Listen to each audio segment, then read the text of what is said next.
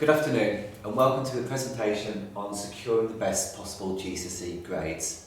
Normally we'd like to invite all parents and all pupils into school to collect their mock results and to have this presentation.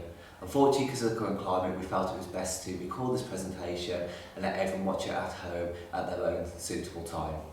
So my name is Mr Chesterman, and one of my main roles at St Peter's is I'm in charge of Key Stage 4 attainment and progress. This means I'm responsible for supporting all Year 11 students in achieving the best GCSE grades. So if you feel like you need any extra help or support at any time, please let me know via my email address.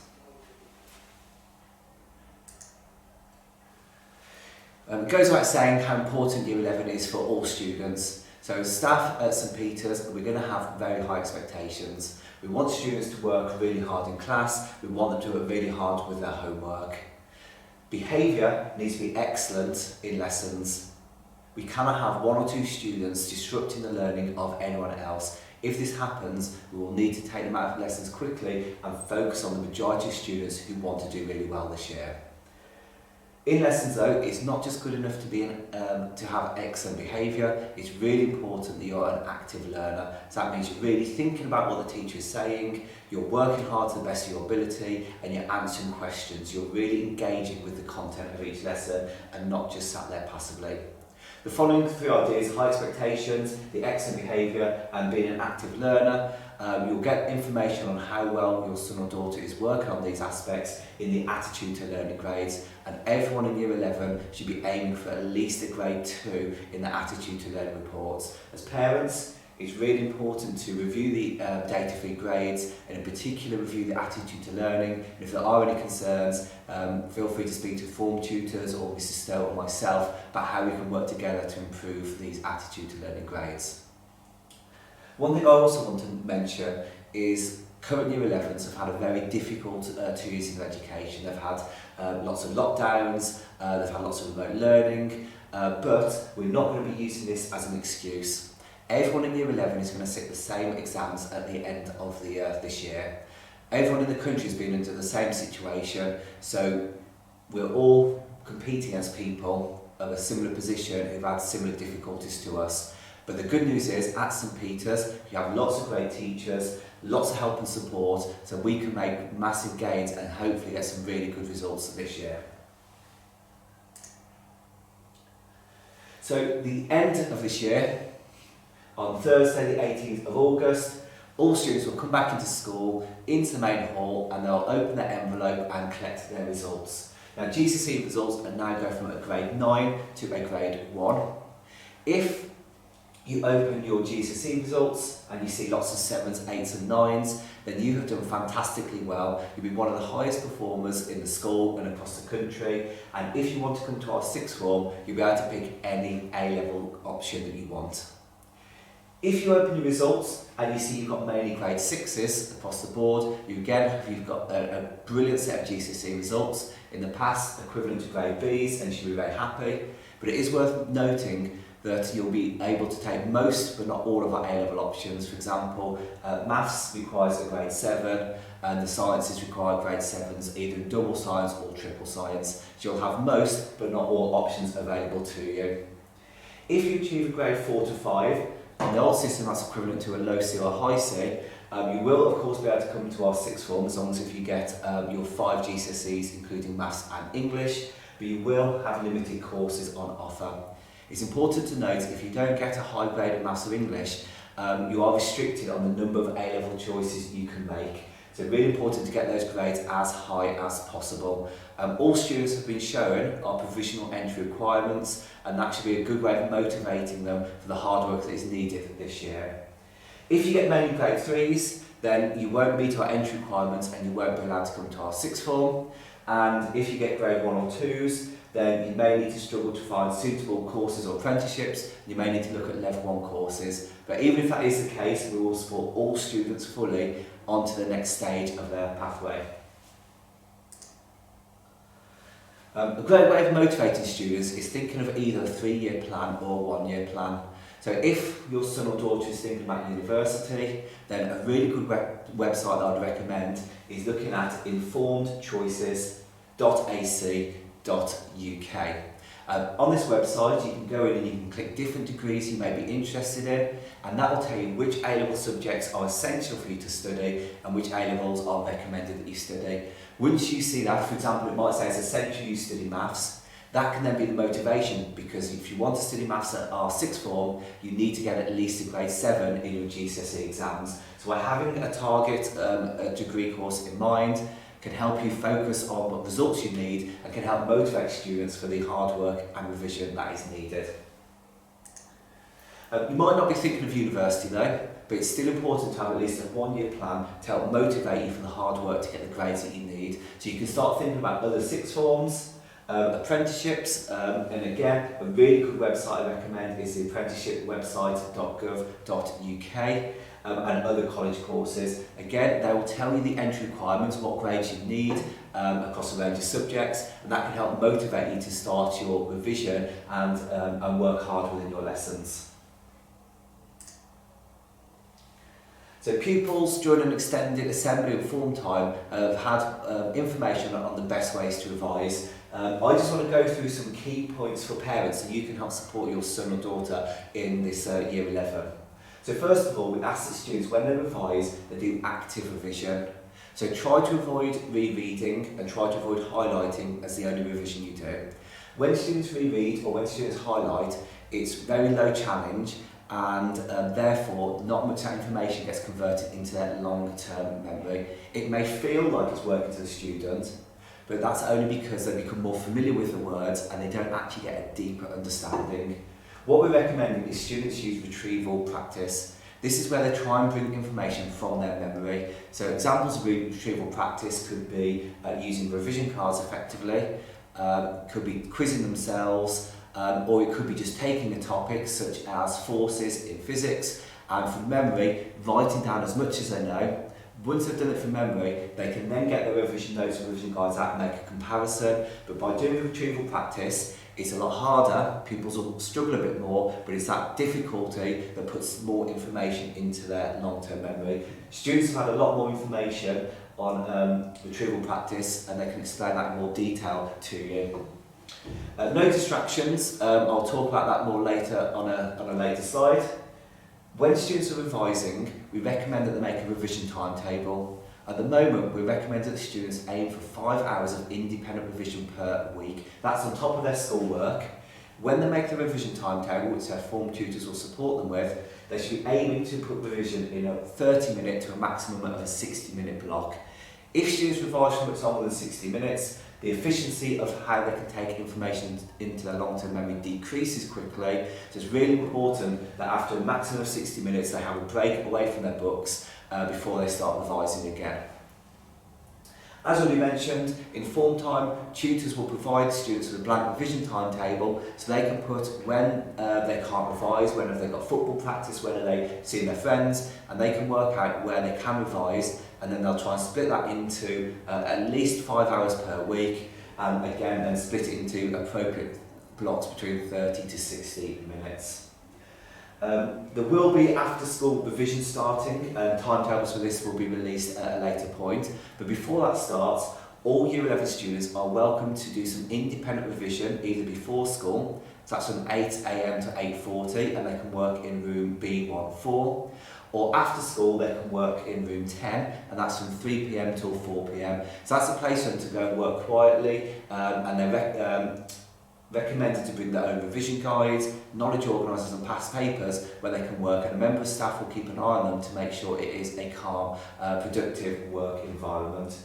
Really important though that students take some responsibility for their learning, so they need to make sure they've spoke to their teachers and they know what revision guides, what revision websites are recommended, and that they are using those resources fully. So over the summer, I did a bit of reading about key simple ideas that parents and pupils can put in place for Year 11s to maximise their GCSE grade. The first research was all about students' memory, and the research rated the following 3 revision techniques as the most effective. So retrieval practice, I've already mentioned briefly, and pupils should know more about retrieval practice, but it's just trying to bring information from mind. So testing themselves, quizzing themselves, revision cards, writing down what they know from memory is examples of retrieval practice. Space practice, is where students revise little and often, as opposed to cramming when they do lots and lots of revision just before the exams. Revision works best in small and often blocks, so revisions will be starting now, not for the November mocks, not for the February mocks, but we start revision now for these summer GCSEs and should continue. Doing revision little and often improves memory, and also helps reduce stress levels as well. And then interleave practice is when students are revising, rather than just revising tonight 2 hours of physics. It's much more effective if they break that 2 hours down into 4 30-minute blocks, and they do 30 minutes of physics, 30 minutes of maths, 30 minutes of geography and 30 minutes of biology. As long as they're not using this as an excuse to move from one topic to another when they find it difficult. But by mixing up the topics within a revision session really helps improve students' long-term memory. The following techniques were rated as not being very effective. Already said, if you just highlight or just reread, it is at a low level or low challenge skill, and therefore it doesn't really help put information into long-term memory. Students may feel that highlighting or rereading is working for them, but all that's happening is they're getting more familiar with the words in front of them. So we really need to encourage students to do retrieval practice. Revision for Year 11 is a year-long process, little and often, and interleave practice, so they mix up the subjects in any particular evening. The next research is about listening to music or having the TV on whilst you're revising. So students who revise in a quiet environment performed over 60% better in an exam than peers who revise whilst listening to music. Similar studies show the exact same results for students who revise with their TV on, and students who have an extra hour of screen time, so that's their mobile phone, the TV or Xbox, saw a decrease in their GCSE results equivalent to 2 grades. So simply by having a focus on how much screen time you have each day can have a massive impact on your GCSE grades this year. So here's a graph to show this research. Apologies, the axis hasn't printed very well, but the y-axis shows the percentage scored in a test. The x-axis shows the study environment. So we can see the students who revised in silence performed the best. The second group revised to music with no lyrics. In fact, they listened to music that had classical music, because of lots of research, a lot of people think listening to classical music can improve test results, but it was found that these students actually saw a small decrease in their performance. But students in the last 2 groups listened to music that had lyrics, and whether they disliked or liked the lyrics, there was a huge drop in their performance. So a really simple, easy win for students is when you are revising is to make sure there's no distractions such as TVs or music on. That small change can increase the amount of information you store in your long-term memory. Another really easy win that parents can support students with is breakfast. Eating a healthy breakfast is one of the easiest ways to boost the mood, concentration, memory and grades, because if students have greater memory and greater concentration, they're going to learn more within the school day. That's going to help them within their GCSE grades. Every single student though, as the day progresses, will have a dip in their concentration levels and their focus. But students who've eaten a healthy breakfast, that decline in their concentration was reduced by between 50 to 65% compared to those who hadn't had a breakfast. Likewise, in memory tests, which is obviously going to be very important for GCSEs, there's a lot of information and a lot of content that students now need to memorise. So in these memory tests, students who had breakfast improved their performance by 5%. Students who had not had breakfast had a 12% reduction, but students who had either a really unhealthy breakfast or even an energy drink, they saw a reduction in their memory test by 27%. So parents, if you can encourage and support students to have a healthy breakfast every day, that's a really easy way of improving their GCSE grades. Another bit of research I read was about students' sleep. So having a good night's sleep will improve concentration, memory, decision making, creativity and boost immune systems. If you've got a better immune system, you're less likely to get ill, and you're also therefore less likely to miss days of school, so also increasing your attendance. Teenagers, because they're growing and because they're working hard at school, do need slightly more sleep than adults, so teenagers should be aiming for 8 to 10 hours sleep every single night. If students don't get this amount of sleep, the students who are sleep deprived are more likely to show high levels of stress and high levels of pessimistic thinking. So what can students do to try and get a good night's sleep? Well, first of all, it's really important to not use your phone late at night. So try and have a time that parents and pupils are happy with where no mobile phone should be used after that time, because the phone is designed to have a certain light that releases a chemical, a hormone, called melatonin, and this hormone keeps you alert, keeps you awake and stops you falling asleep. So it's really important to have a set time where you no longer look at your phone or your iPad. Also really important to not keep your mobile phone in your bedroom. Even if you don't check your phone, even if you think you're not thinking about your phone, research has shown that having the phone next to you in your bedroom affects the quality and the quantity of your sleep. So a really simple solution is if you charge your phone at night, then charge it in a different room, in the lounge, in the kitchen, or if you use your phone as your alarm clock, then go on Amazon and spend £5–10 to buy a digital alarm clock, and it could be the best money you spend, because it'll improve your quality of your sleep, which will improve your concentration in school, which will improve your GCSE grades. If you get tired, try to avoid napping and try to have a consistent bedtime, because you've got an internal body clock that it's really good to try and stick to a particular routine with your sleep. And again, don't drink caffeine before you go to sleep, and personally I'd say avoid caffeine for teenagers most of the time, especially when they're in school anyway. This is some really important research that Year 11 students might not be happy to hear, but again, really simple, easy way on improving your grades this year is the research got students to revise for a test and they had a mobile phone placed near them. They weren't allowed to look at the mobile phone or touch the mobile phone, they just had to revise with their mobile phone next to them. Even though they didn't look or touch their mobile phone, every student who had a mobile phone near them had a 20% reduction in their attention, in their concentration, and therefore in their performance in that test.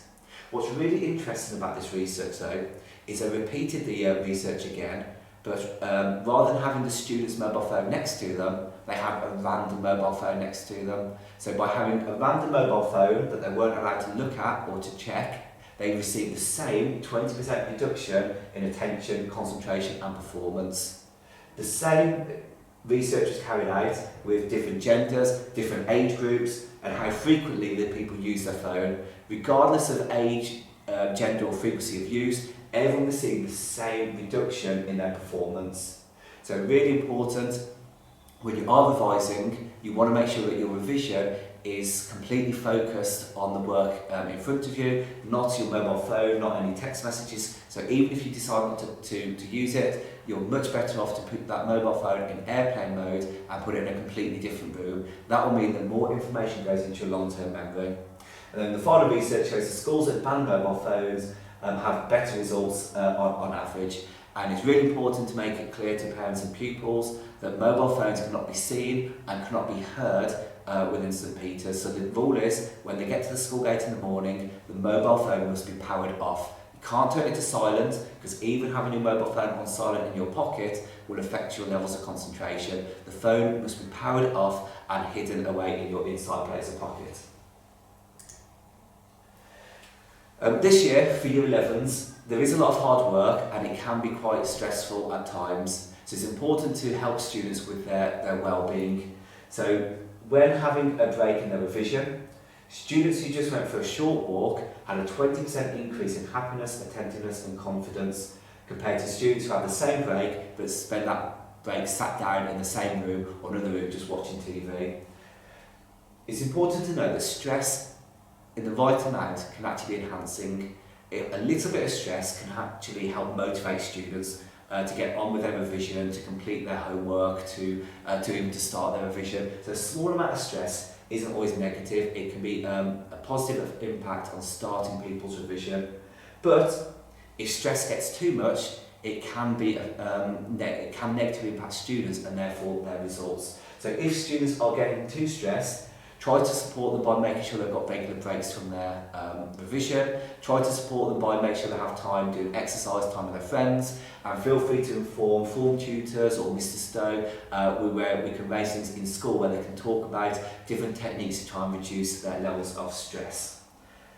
When students are stressed, if they get stressed in an exam period, if they revise just by rereading, then their performance will reduce by 32%, and it's very natural to walk into an exam hall and feel stressed. But students who are stressed and revise mainly by using retrieval practice have no negative impact on their memory. Another reason why we should be asking students to do lots of retrieval practice and not rereading or highlighting their notes. So in Key Stage 4, students will have 3 different mocks. They've already sat their end of year 10 mocks, and I just want to emphasise that the mock data, we know that some students did it at home, we know that some students did it at different times, so this data isn't valid. So if the school has to do centre assessed grades like in the previous 2 years, we will not use any of the data from the end of year 10 mocks. But that makes the 2 mocks in year 11 really important. So the first mock will be in November, and the second mock will be in February. These mocks students must do in school at the right time, so we need to avoid any absence through illness where possible or through doctors or dentist appointments. Obviously, if there's a positive COVID case, well, please don't come into school, but we need to see really, really high attendance, as these 2 mocks potentially could be used by the school for centre assessed grades. So thank you for listening to the presentation. If there's any further information you need or want, or you feel you have any further questions or concerns about the year ahead, please feel to contact myself, and as a school we'll do everything we can to support you. Thank you for your time.